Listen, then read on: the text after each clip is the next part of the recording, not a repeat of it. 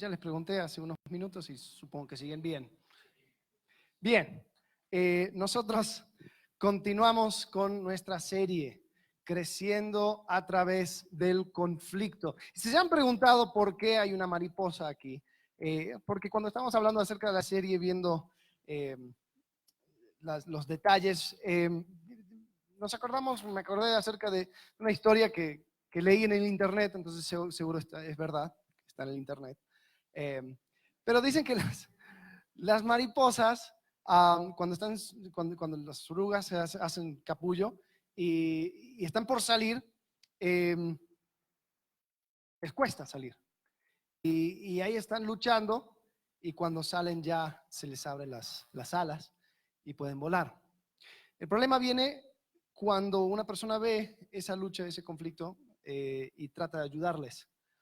Porque si tú llegas a ayudar a una mariposa que está tratando de salir de su capullo, se muere, porque es ese ejercicio que trae la sangre que necesita para las alas y sale. Entonces dije, wow, interesante. Me puse a pensar en David y cómo es que estos años antes de ser coronado rey y aún después eran constantemente llenos de conflictos. Y a veces nosotros la única cosa que queremos es salir del conflicto, es salir del problema, es salir del apuro en el cual nos encontramos y no nos damos cuenta que es posible que la voluntad de Dios es que tú estés exactamente donde estés en ese momento, en ese conflicto. Y cómo es que tú puedes crecer a través del conflicto. Entonces, por eso lo tenemos. Ahora, la última vez que dejamos a nuestro héroe, David, él estaba huyendo, ¿se acuerdan? Ya Saúl se estaba poniendo un poco en contra, pero habían algunos momentos donde sí, a través tiraba la lanza y trataba de matarle, pero tal vez David podría decir, bueno, eso se atribuye a una locura momentánea. Pero ahora su amigo David, Jonatán, le confirma de que Saúl estaba ya haciendo planes para matarle. Y le tiene que decir, David, ya no estás a salvo aquí, tienes que correr, tienes que salir con tu vida. Entonces David termina corriendo y se va. Y eso sucede en el capítulo 20. En el capítulo 21 y capítulo 22 vemos cómo es que David, ahora saliendo, corriendo por su vida, se encuentra en este periodo de exilio. Es más, esto abre un periodo en la vida de David que dura 10 años, hasta el final del libro de 1 Samuel. Es un momento de exilio, David en el desierto, corriendo como una persona fuera de la ley, una persona que tiene que escaparse del rey que le quiere matar. Y está bajo constante amenaza. Sin embargo, aquí es donde encontramos algunos de los salmos más preciosos, los salmos que más hablan acerca de la seguridad que él tiene en Dios. Y si estás tomando nota, puedes ver, estos salmos van en orden cronológico junto con su vida. Son los salmos 56, 34, 142, 63, 52, 54, 57. El Salmo número 7. Es el momento en el cual David se encuentra ahora exiliado. Ahora yo me voy a enfocar en los primeros 2 capítulos de esta nueva etapa, capítulo 21, 22. Y te quiero advertir, no es un momento muy bueno para David. Es un valle, es un momento oscuro. Ahora sí conocemos el gran error que David comete con Betsabé, que va a venir más adelante, pero este momento en particular es un desliz, es un momento de duda, es un momento donde tal vez el ejemplo de David es más bien un mal ejemplo a no seguir. Y vamos a hablar acerca de los errores que cometemos. El mensaje hoy se llama Creciendo a través del error. Porque sí, podemos crecer a través de los errores. Muchas veces nosotros tenemos un montón de cosas y lecciones propias, donde puedo decir, ¿sabes qué? Yo cometí este error, cometí este otro error, cometí este error, pero aprendí. Hay otras maneras de aprender, ¿no? De errores de otros, por ejemplo. Qué bueno es poder aprovechar la experiencia de otra persona y decir, él cometió ese error, yo no voy a cometer lo mismo. Pero hablando de los errores propios, la manera más costosa de crecer, si estás tomando nota, anota esto, la manera más costosa de crecer es a través de los errores propios. La manera más costosa de crecer es a través de los errores propios. Ahora, perdón, antes de leer, les voy a dar la versión corta. Les voy a decir más o menos qué es lo que sucede, porque vamos a leer el capítulo 21, después vamos a ir yendo al capítulo 22, porque son capítulos como gemelos. Son capítulos donde tanto David como Saúl está cometiendo el mismo error. Entonces, para que podamos entender la línea de tiempo, les voy a dar un resumen de estos dos capítulos. Si no te lo leíste, si esto tiene spoilers, pero ya tuviste 3000 años para leerlo, ya no tienes excusa. Entonces, en el capítulo 21 tenemos a David, está huyendo, y él se encuentra solo y corre a la ciudad, una ciudad llamada Nob, es una ciudad de sacerdotes. Y cuando él llega, él está sin arma, está con hambre y pide algo de comer. El sacerdote le da pan y le da la espada de Goliat. Y él continúa hacia la tierra de los filisteos, hacia Gat, de donde era Goliat justamente. Y cuando él aparece ahí, es traído ante el rey, y el rey de los filisteos obviamente sabía quién era David, pero David, para salvar su propia vida, finge estar loco. Y él, pues, lo hace tan bien que el rey le echa de su presencia. Dice, ay, vete aquí, no necesito otro loco.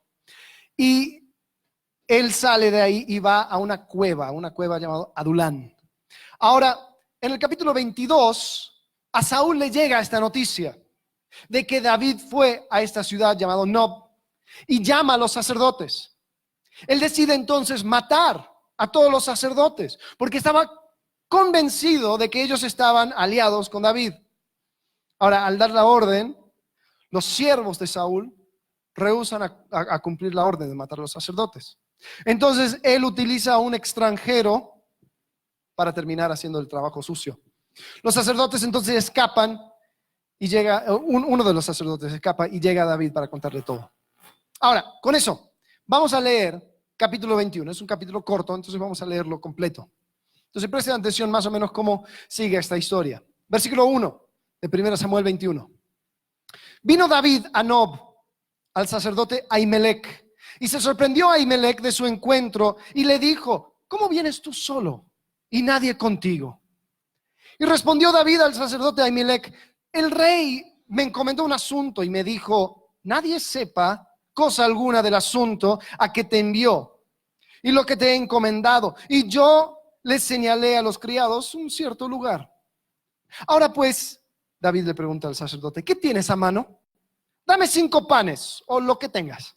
El sacerdote respondió a David y dijo, no tengo pan común a la mano, solamente tengo pan sagrado. Pero lo daré a los criados si se han guardado a lo menos de mujeres. David respondió al sacerdote y le dijo, en verdad las mujeres han estado lejos de nosotros ayer y anteayer cuando yo salí. Ya los vasos de los jóvenes eran santos, aunque el viaje es profano.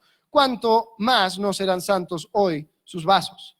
Versículo 6. Así el sacerdote le dio el pan sagrado porque allí no había otro pan sino los panes de la proposición, los cuales han sido quitados de la presencia de Jehová para poner panes calientes el día que aquellos fueron quitados. Lo que sucedía era que en el tabernáculo, siempre delante de Dios, en el lugar santo, había pan fresco. Entonces, cuando el pan del día pasado, lo tenían a un lado. Entonces el sacerdote dice, tómalo. Versículo 7 dice que estaba aquel día detenido delante de Jehová uno de los siervos de Saúl, cuyo nombre era Doeg, edomita, el principal de los pastores de Saúl. Y David dijo a Ahimelech, ¿no tienes aquí a mano lanza o espada? Porque no tomé en mi mano mi espada ni mis armas, por cuanto la orden del rey era apremiante. Al sacerdote seguro le parecía raro que David salía de esta misión secreta sin espada. Pero el sacerdote respondió, dice, la espada de Goliat, el filisteo, al que tú venciste en el valle de Ela, está aquí envuelta en un velo detrás del efod. Si quieres tomarla, tómala, porque aquí no hay otra sino esa. Y dijo David, ninguna como ella, dámela. Y llegándose David aquel día, huyó de la presencia de Saúl y se fue a Aquis, rey de Gat. Y los siervos de Aquis le dijeron, ¿no es este David el rey de la tierra? ¿No es este de quien cantaban en las danzas diciendo, hirió Saúl a sus miles y a David sus 10,000. El cantito había llegado hasta Filistea. Y dice que David puso en su corazón estas palabras y tuvo gran temor de Aquis, rey de Gat. Y David cambió su manera de comportarse delante de ellos y se fingió loco entre ellos y escribía en las portadas de las puertas y dejaba correr la saliva por su barba. Y dijo Aquis a sus siervos: he aquí, ¿veis que este hombre es demente? ¿Por qué lo habéis traído a mí? Me encanta lo que dice aquí. ¿Acaso me faltan locos para que me hayáis traído a este que hiciese de loco delante de mí? ¿Había de entrar este en mi casa? Entonces David ahí se encuentra. Y vamos a desempacar este capítulo y veamos también la vida de Saúl. Porque como hablamos al comenzar este libro de 1 Samuel, la vida de Saúl ya está en descenso. Ya se le había quitado el reino de delante de Dios. David había sido ungido.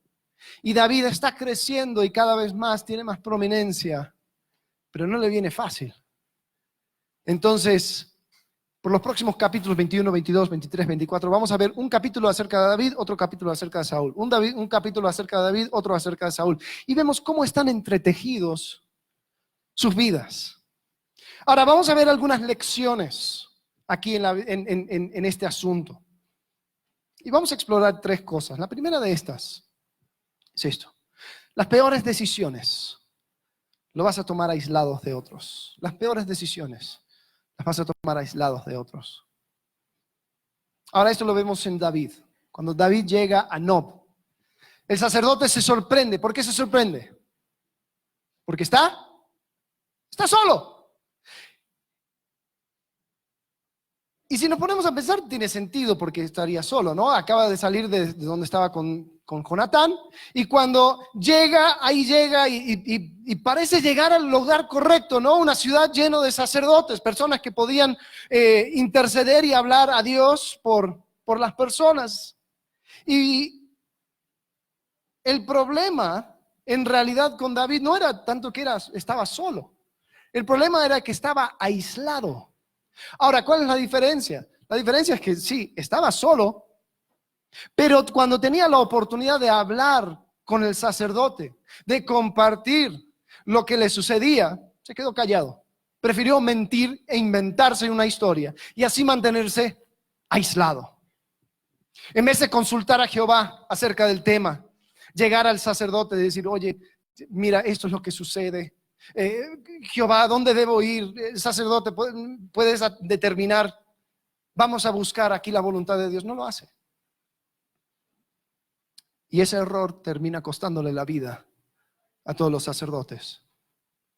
Ahora, Saúl, un poco más adelante, cuando está buscando a David, él comete también el mismo error. Saúl se aísla también de los demás y comete un error. Fíjate lo que dice 1 Samuel capítulo 22, versículo 6. Dice: oyó Saúl que se sabía de David y de los que estaban con él. Y Saúl estaba sentado en Gabá, debajo de un tamarisco sobre un alto, y tenía su lanza en su mano, y todos sus siervos estaban alrededor de él. Ahora, hay algo que hay que tomar en cuenta con la Biblia.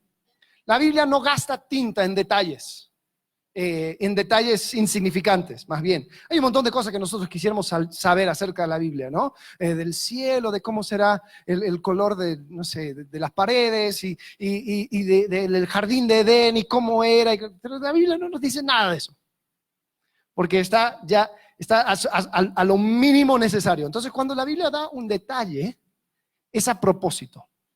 Vamos a ver cómo se describe Saúl en este versículo.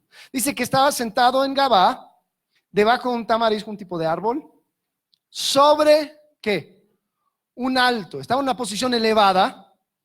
¿Con qué en la mano? ¿Qué tenía en la mano? Una lanza. Tiene una lanza en la mano y sus siervos estaban alrededor de él.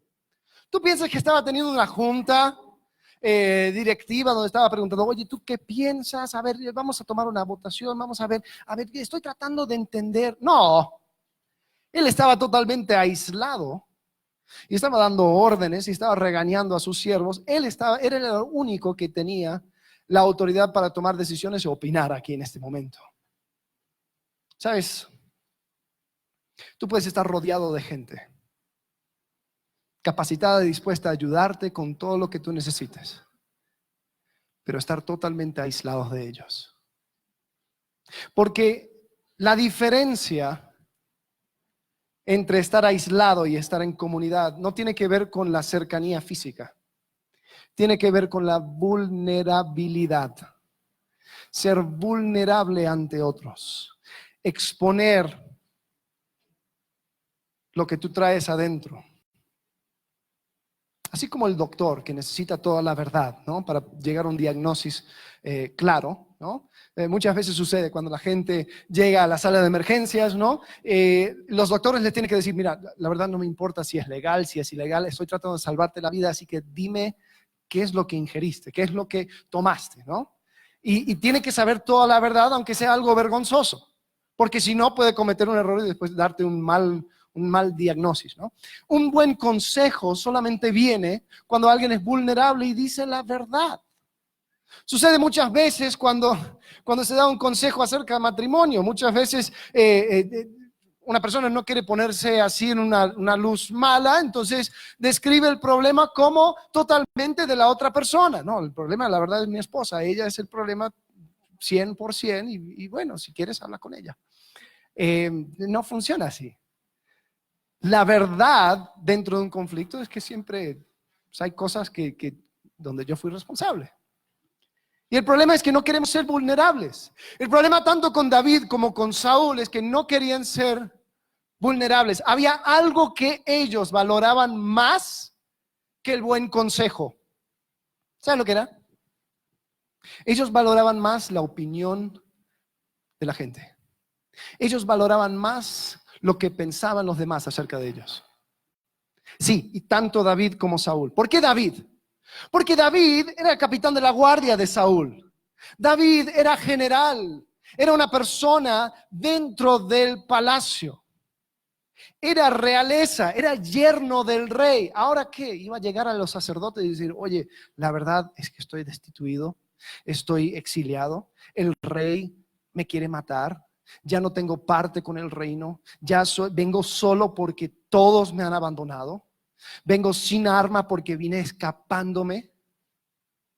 Y tú, al estar en esta misma conversación contigo, pones tu vida en riesgo porque las cosas en Israel han cambiado.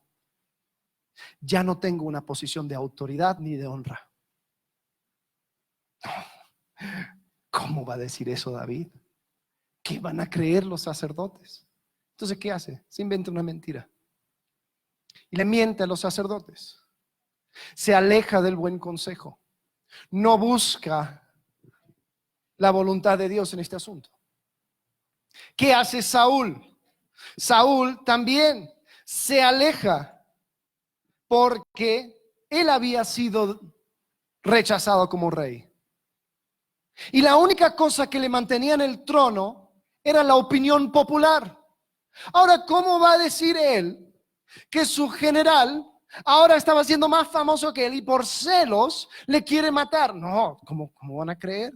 Me van a pensar un hombre cualquiera. No. Entonces, yo también, Saúl, me tengo que aislar de la gente, tengo que mantener este porte, sentado todos abajo y yo con lanza en mano. Y mira lo que dice a sus siervos. Fíjate el lenguaje de Saúl.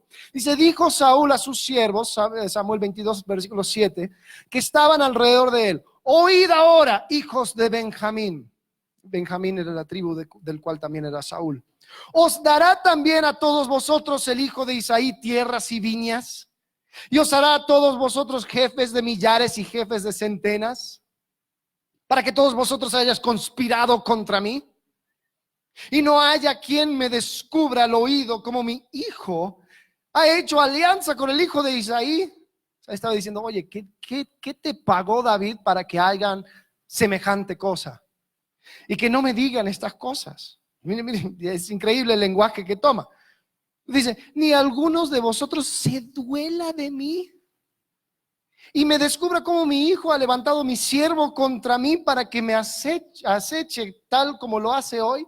Está diciendo, no sienten lástima por mí. O sea, nadie piensa en mí. Entonces Doeg Edomita, el que era el principal de los siervos de Saúl, respondió y dijo, yo vi al hijo de Isaí que vino a Nob, a Ahimelech, hijo de Ahitob. Ahora, pausa. Doeg era edomita. Ahora, ¿quiénes eran los edomitas? Edomitas era la descendencia de Esaú. ¿Se acuerdan de Esaú? Isaac tenía dos hijos. ¿Quiénes eran? Jacob e Esaú, ¿no? A Jacob le cambian el nombre. ¿A qué? A Israel. A Israel le cambian el nombre y por eso son los hijos de Israel. Los hijos de Esaú son los edomitas. Entonces ellos tienen una relación algo cercana, pero son extranjeros. No comparten en las mismas promesas de Israel. Entonces este Doeg edomita era un extranjero a la fe de los israelitas. Entonces dice, yo vi a David con los sacerdotes. Versículo 10. El cual consultó por él a Jehová y le dio provisiones. Y también le dio la espada de Goliat, el filisteo. Y el rey envió por el sacerdote Ahimelech, hijo de Ahitob, y por toda la casa de su padre, los sacerdotes que estaban en Nob, y todos vinieron al rey. Y Saúl le dijo, oye ahora, hijo de Ahitob. Y él dijo, heme aquí, señor mío. Le dijo Saúl, ¿por qué habéis conspirado contra mí? Tu hijo, tú y el hijo de Isaí, cuando le diste pan y espada y consultaste por él a Dios, para que se levantase contra mí y me acechase como lo hace hoy día. Entonces Ahimelech respondió al rey y dijo, ¿y quién entre todos tus siervos es tan fiel como David? Yerno también del rey, que sirve a tus órdenes y es ilustre en tu casa. Él todavía tenía la idea antigua de la posición de David, porque así lo quiso hacer David.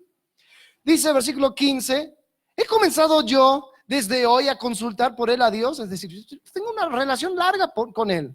Lejos sea de mí, no culpe el rey de cosa alguna a su siervo, ni a la casa de mi padre, porque tu siervo ninguna cosa sabe de este asunto, grande ni pequeña. Y el rey dijo, sin duda morirás. Ahí no pidió consejo, ahí no buscó. O sea, si pediría consejo a Jehová, tendría que ir por el sacerdote. Entonces, obviamente, esta decisión lo tomó en el momento. Sin duda morirás, Ahimelech, tú y toda la casa de tu padre. David se aisló y le costó la vida de los sacerdotes. Saúl se aisló y le costó más adelante el reino, la vida de su hijo y la suya. Ambas decisiones pésimas. Ambas tomadas por valorar la opinión de otros más que el consejo sabio.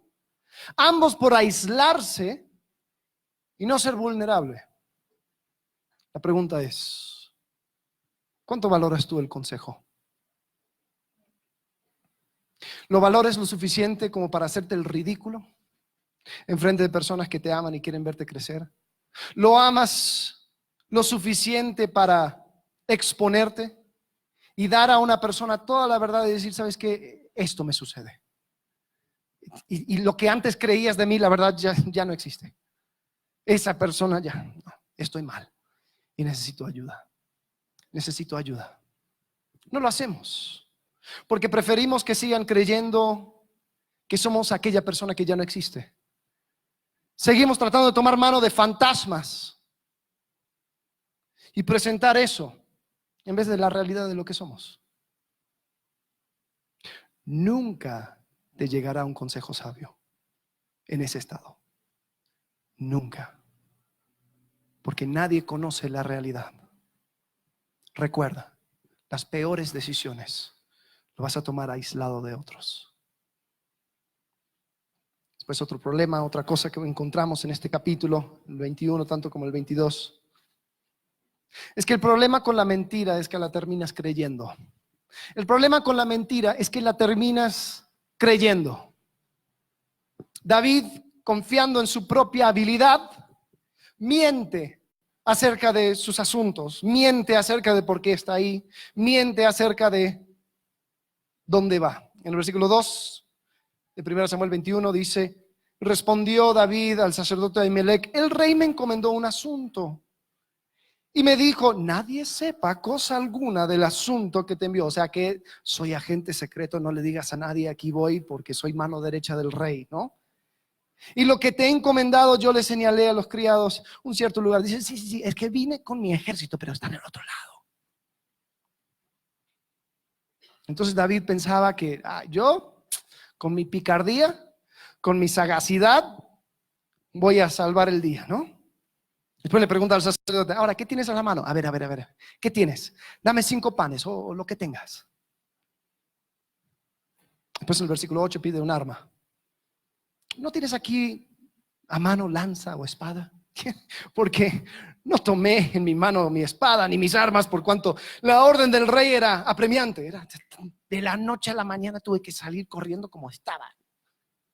El sacerdote respondió, dijo, la espada de Goliat, el filisteo, el que tú venciste en el valle de Elá, está aquí envuelto en un velo detrás del efod. Si quieres tomarla, tómala, porque aquí no hay otra sino esa. Y David, mira la respuesta de David. Ninguna como ella, dámela. Ahora, ¿no se te hace curioso el hecho de que David responde de esa manera? Wow, ninguna como ella. La espada de Goliat. Pues no le sirvió mucho a Goliat cuando llegó el muchachito, no con lanza ni espada, sino en el nombre del Jehová de los ejércitos, y le derrota con una piedrita, ¿no? No le sirvió mucho a Goliat en ese momento, cuando con esa misma espada ese muchachito le decapitó. Entonces, ¿por qué David ahora estaba admirando la espada, pensando que por ahí iba a llegar su salvación? Ahora, él confiaba tanto en sí mismo, en su aislamiento. David empezó a creer su propia mentira, de que nada más que su sagacidad le iba a salvar. Ahora, ¿dónde estaba Dios en todo ese asunto? Repites una mentira lo suficiente y lo vas a terminar creyendo. Ahora, el problema con Saúl llega desde mucho antes, en el capítulo 18, cuando las mujeres de Israel inventaron ese cantito, que terminó siendo lo peor para Saúl, porque dice que fue disgustado y se enojó Saúl en gran manera y le desagradó ese dicho y dijo, a David le dieron 10,000 y a mí 1,000, no le falta más que el reino. Y desde aquel día Saúl no miró con buenos ojos a David. Él empezó a creer la mentira de que David estaba atrás de su reino. Sí, había sido ungido rey, pero David no había tomado ninguna acción en contra de Saúl. Y Saúl empezó a creer la mentira, que el enemigo más grande era David. Él era el centro de todos sus problemas.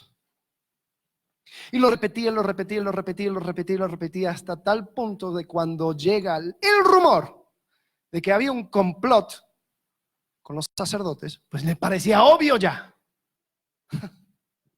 Ahora, el problema que tenía Saúl, tanto Saúl como David, era un problema de mirada.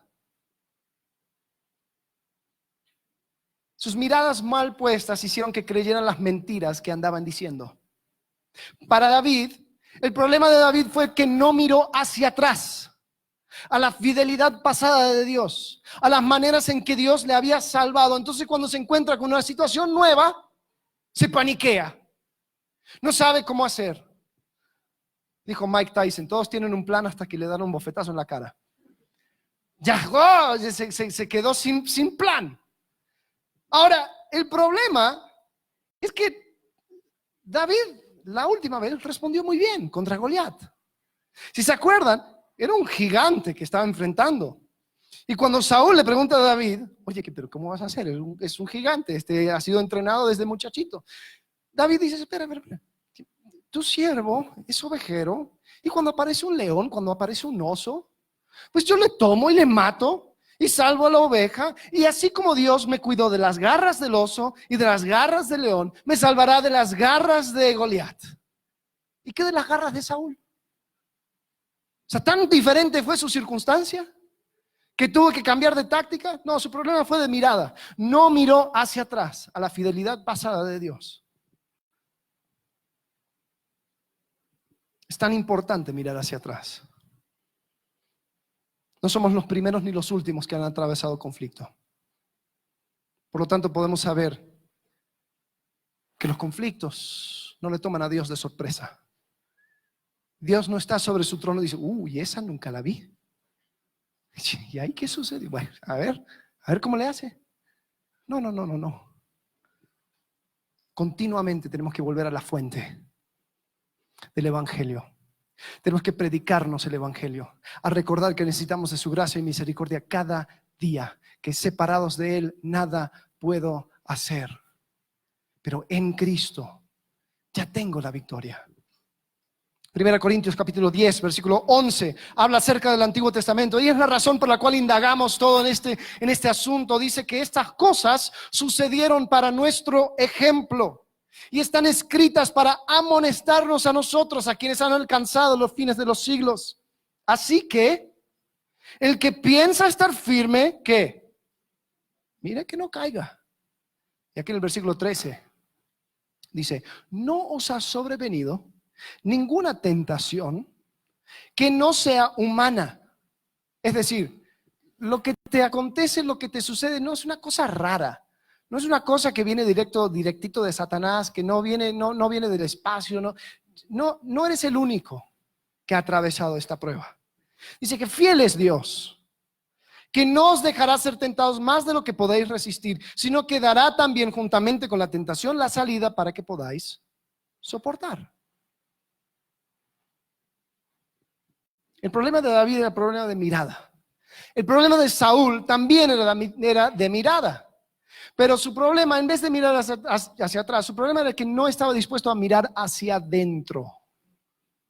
Saúl estaba convencido que el centro de sus problemas era David.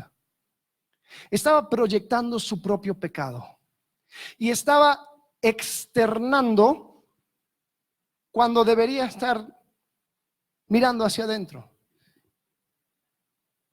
La introspección es algo que cuesta. Cuando tenemos que mirar hacia adentro y la pudredumbre que tenemos en nuestro corazón, no lo queremos reconocer. No queremos ver lo necesitados que somos de su gracia, de la gracia de Dios. Preferimos externar y ver manchas en todos lados. Y decir, ay, qué problema que tiene el mundo, qué problema que tiene este y aquel otro. Ahora esto es más común de lo que piensas. Cuando luchas con autoestima, parece que todos buscan enaltecerse a cuesta tuya. Ay, ¿viste lo que hizo? ¿Viste cómo dijo? ¿Viste cómo respondió en esa reunión? ¿Viste?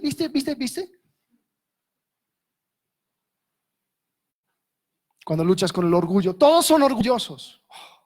Pedantes todos. ¿Quién como yo?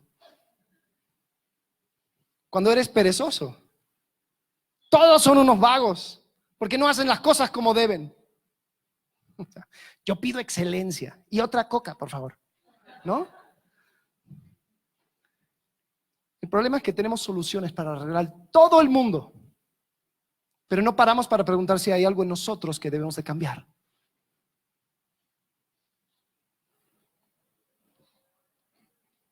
¿Qué mentira has llegado a creer? Cuando yo veo una persona viviendo el efecto de sus errores, gente en la calle, adicto a las drogas, sin casa, son casos extremos. Pero siempre se me viene a la mente una pregunta. ¿Qué mentiras llegó a creer esa persona para que terminara así? Pero la verdad, la pregunta que me tendría que hacer es, ¿qué mentiras estoy creyendo yo que perpetúe los errores que cometo yo a diario? ¿Qué mentiras hemos llegado a creer? ¿Dónde está tu mirada? ¿Eres capaz de mirar hacia atrás y buscar allí la fidelidad de Dios que te ayudará con tu nuevo conflicto? ¿Eres capaz de mirar hacia adentro para encontrar la raíz del verdadero problema que te aflige? Porque te voy a decir algo. Estoy seguro que te ha cruzado por la mente esta mentira, porque ha cruzado por la mía, donde dices, si solamente tuviera X cosa, o si solamente se me quitara X cosa, mi vida estaría bien. Si solamente esta situación externa o esta persona cambiaría, entonces todos mis problemas se solucionarían. Eso lo creía Saúl. Pero ¿sabes? al final del cuento, él era su peor enemigo. El problema con la mentira es que la terminas creyendo.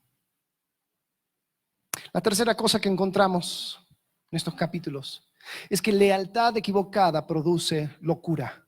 Lealtad equivocada produce locura. ¿Qué hace David? Él corre hacia Gat, ciudad de los filisteos, ciudad de sus enemigos, con espada de Goliat en mano.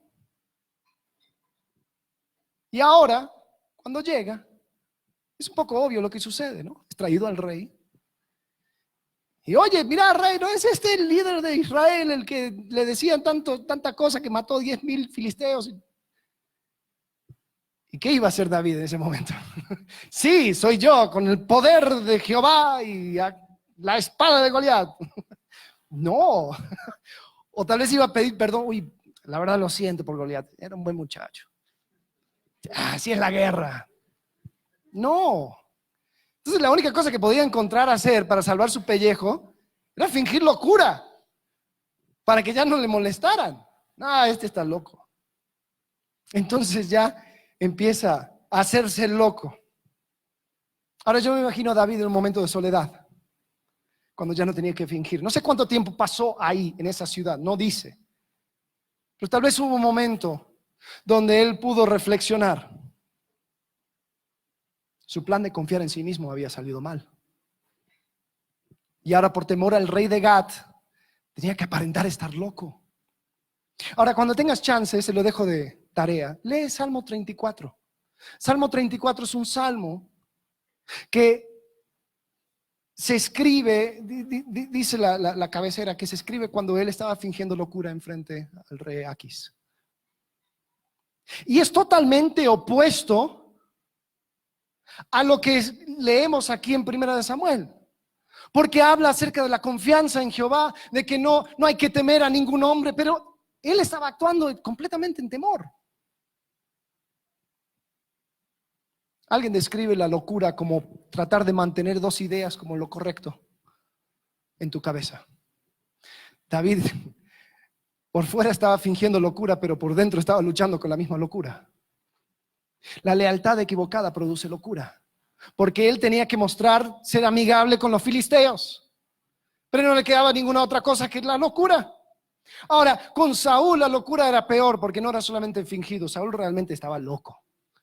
Mira lo que dice 1 Samuel 22, dice entonces, versículo 17, dijo el rey, Saúl, a la gente de su guardia que estaban alrededor de él, volveos y matad a los sacerdotes de Jehová, porque también la mano de ellos está con David. Pues sabiendo ellos que huían, no me lo descubrieron.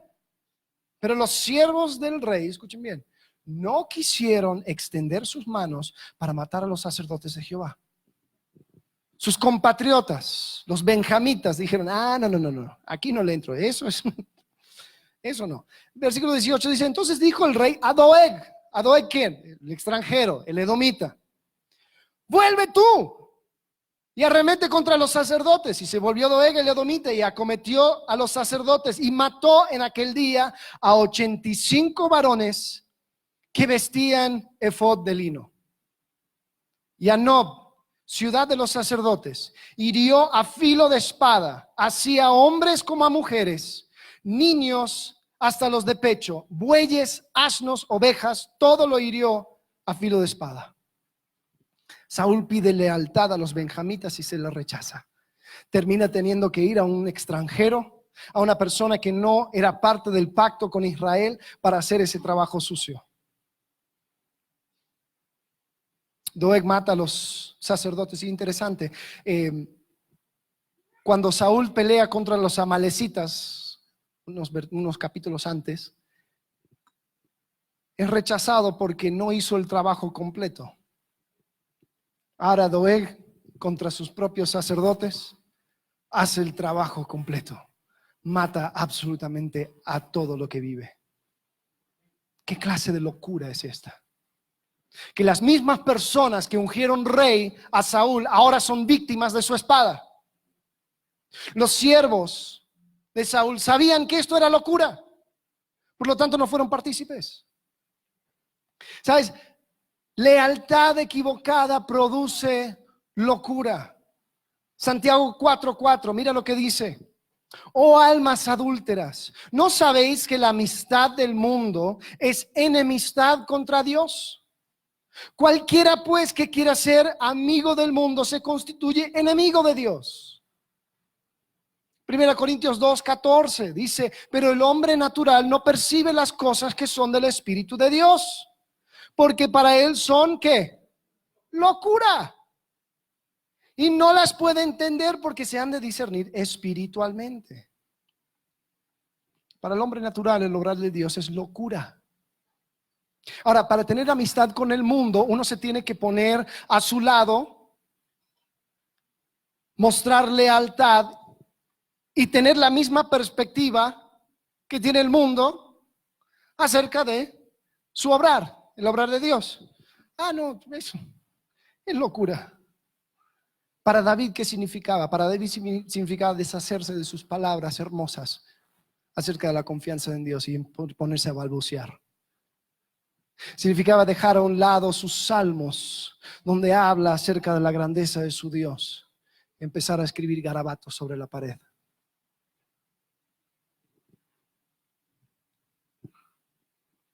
Ahora, a nosotros no nos pasa.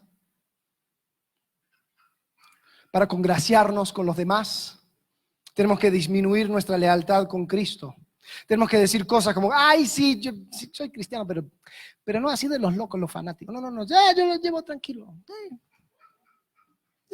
Ahí está bien. Tengo que cambiar mis palabras bonitas acerca de quién es Cristo.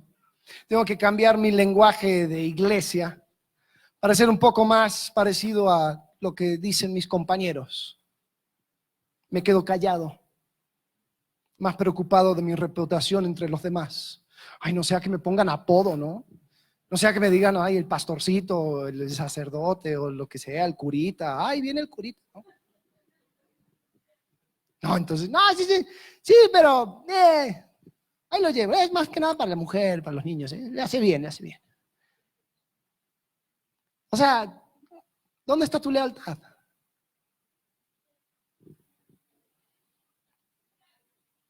Otra pregunta. Bueno, la locura de Saúl era tener que buscar a un extranjero para cometer sus locuras. Mi pregunta para ti es esta. ¿Hay cosas que solamente puedes hacer con algún extranjero a la fe? O por lo menos una persona que está alejado de él. Es decir, ¿tienes tu grupo de contactos para salir a parrandear? Dices, con mis amigos cristianos no, porque no van a entender. O es que no, es otro círculo. Es otra lealtad. Y si es imposible hacerlo con un cierto grupo, estás experimentando con la locura. Porque la lealtad equivocada produce locura. Cuando Saúl es desechado, el profeta Samuel dice, locamente has hecho. David fingiendo locuras, Saúl cometiendo locuras. Lealtad equivocada produce locuras. Ahora, como dije al comienzo, estos no son momentos muy gratos para David ni para Saúl. No son sus mejores tiempos. Y cometen muchos errores. El problema es que los errores cuestan. Cada error tiene su costo. Para David le costó toda una ciudad de sacerdotes muertos. Para Saúl la cuenta iba a llegar un poco más tarde. Pero cada error cuesta. Y como dije al comienzo, aunque puedes crecer por los errores propios, es la manera más costosa de crecer. Ahora, ya que es tan costoso, mejor aprovecharlas, ¿no? Mejor aprovechar tus errores pasados al máximo para no volver a cometerlas. Ahora, lo triste es que estos errores, David lo volvió a cometer, Saúl lo volvió a cometer, parece que no aprendieron mucho, pero cada vez más el costo aumentaba. En 1 Samuel 22, versículo 1, vemos que David sí algo aprendió. Porque vemos un cambio de actitud, un cambio de lenguaje. Quiero que lo notes conmigo. Yéndose luego David de Gat, huyó a la cueva de Adulam. Y cuando sus hermanos y toda la casa de su padre lo supieron, vinieron ahí a él. Ya Dios en su misericordia no permitió que él estuviera aislado. Aunque estaba en una cueva, en la desgracia, estaba en comunidad. Porque dice, se juntaron con él todos los afligidos, todos los que estaban endeudados, todos los que se hallaban en amargura de espíritu, y fue hecho jefe de ellos. Y tuvo consigo como 400 hombres. David ya no tenía nada más que fingir. Estaba afuera. Era un exiliado como todos los demás. Dice el versículo 3, y se fue David de allí a Mizpa de Moab. Y dijo al rey de Moab, yo te ruego que mi padre y mi madre estén con vosotros hasta que sepa lo que Dios hará de mí. ¿Por qué se fue a Moab? Porque su bisabuela era Ruth, moabita.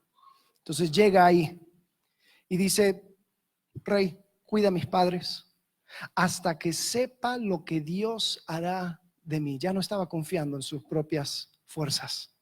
Ya estaba diciendo, sabes, Dios algo tiene, yo no lo entiendo, pero algo hará. Se los trajo pues a la presencia del rey de Moab y habitaron con él todo el tiempo que David estuvo en el lugar fuerte. Vamos a saltar al versículo 20 de capítulo 22, al final, cuando David aprende acerca de la matanza. Dice que uno de los hijos de Ahimelech, hijo de Ahitob, que se llamaba Abiatar, escapó y huyó tras David. Y Abiatar dio aviso a David de cómo Saúl había dado muerte a los sacerdotes de Jehová. Y dijo David a Abiatar, yo sabía que estando ahí aquel día Doeg el edomita, él lo había de hacer saber a Saúl. Mira lo que dice, yo he ocasionado la muerte a todas las personas de la casa de tu padre. Toma responsabilidad. Dice, quédate conmigo, no temas. Quien buscare mi vida, buscará también la tuya, pues conmigo estarás a salvo. En lo que podía, toma responsabilidad de su error y reconoce que la hizo mal. Cambia su actitud. Se humilló en Gat, volvió a adoptar lenguaje que mostró su confianza en Dios. Dejó de aislarse, uniéndose con los demás proscritos y buscando la guía de Dios en sus pasos. Reconoció su error y se hizo responsable de Abiatar, el único sobreviviente. Ahora, David lo reconoce y se aleja del error. Él cambia, le costó muchísimo, pero lo aprovechó, porque cambió. Y sabes, me pongo a pensar, a veces cuando yo cometo errores, me da mucha pena darme la vuelta y reconocer que la hice mal. Y siento que la única salida es siguiendo adelante. Y hay que seguir, y hay que seguir, y hay que seguir. Y si cometí un error o si dije una mentira, hay que seguir con la bola de mentiras, porque si no me van a descubrir. Mira, te voy a decir algo. Las únicas criaturas que no pueden ir para atrás son las cucarachas. Después se van a pensar, siempre se dan la vuelta, nunca se van para atrás. Pero el ser humano, Dios le ha dado la gracia de que sí se puede dar la vuelta. No seamos así. Démonos cuenta de que mientras que sigo en el error, sigue marcando el contador y el precio sigue incrementando. Mira lo que dice Proverbios 28:13. Y con esto termino. El que encubre sus pecados no prosperará, mas el que los confiesa y se aparta alcanzará misericordia. Es imposible pasar por esta vida sin cometer errores. Lo vamos a hacer. Pero hay una manera de crecer a través de ellas. Así que aprovéchalas. Deja de cometerlas. Aprende de otros. Porque los errores propios es una manera muy costosa de aprender. Pero sobre todo, demos gracias a Dios que tenemos un Salvador que cargó con nuestros pecados y nuestros errores y los clavó sobre una cruz y venció, y ahora nos da una esperanza que va mucho más allá de lo que hayamos hecho. Y es en medio del error, en medio del fracaso, en medio del problema, donde miramos hacia arriba y nos damos cuenta de cuánto necesitamos su gracia y su misericordia. De cuánto nos hemos enlodado y cuánto necesitamos estar limpios. Deja de mirar a tu alrededor. Empieza a mirar hacia adentro. Eres capaz de tomar tus errores pasados y decir, ¿sabes qué? Esto fue cubierto por su sangre. Cristo cubrió esto con su sangre. Me ha perdonado, ha derramado su gracia. ¿Sabes? Si es algo que no puedes decir, Cristo te invita a su familia.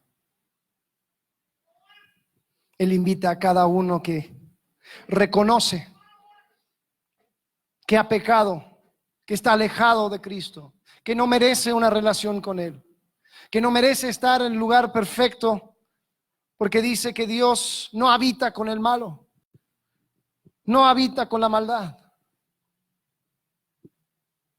Dios ofrece salvación a todo aquel que reconoce que por sí mismo no puede ganarse el cielo. Así como cantamos, no lo merezco. Lo que merezco es una eternidad lejos de Dios. Pero en su gracia Dios envía a su Hijo Jesús. Para tanto ser el representante de la humanidad para con Dios, como ser el representante de Dios para con la humanidad. Y muere sobre una cruz. Y carga sobre esa cruz los pecados de todo el mundo. Pero la muerte no lo pudo detener. 3 días después Él resucita. Y hoy Él está vivo. Amén. Él está vivo. Y ofrece a cada uno la salvación. La salvación eterna. Ofrece a cada uno el cubrir los pecados anteriores y futuros con su sangre, dando así la esperanza. ¿Cuánto necesitamos su misericordia? ¿Cuánto necesitamos ser recordados del Evangelio? Las buenas noticias de que no me quedo con mis errores, no me quedo con mis pecados.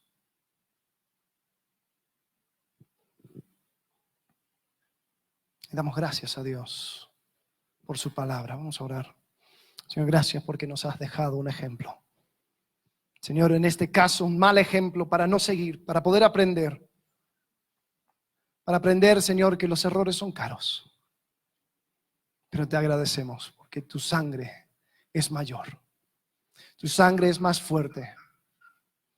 Y Señor, te pido que podamos tener la sinceridad para ser vulnerable, para no aislarnos. Señor, para dejar a un lado la mentira, para exponer la mentira a tu verdad. Y Señor, y declarar nuestra lealtad contigo. Sin pena, sin vergüenza, sin nada que temer. Sabiendo que tú estás con nosotros. Te agradecemos en el nombre de Cristo Jesús. Amén. Gracias, Alex. Y mientras pasan los músicos, vamos a ponernos en pie, vamos a terminar este servicio pensando un poco en lo que nos compartía Alex, ¿no? Creo que todos somos testigos de que es muy costoso aprender de los propios errores. Y lamentablemente hay un área en la cual a veces nos equivocamos y mucho, y es el área económica. Y aún pensando en lo que compartía Alex de lealtades equivocadas, lamentablemente, por lealtades equivocadas, y hay que decirlo con mucha honestidad y firmeza,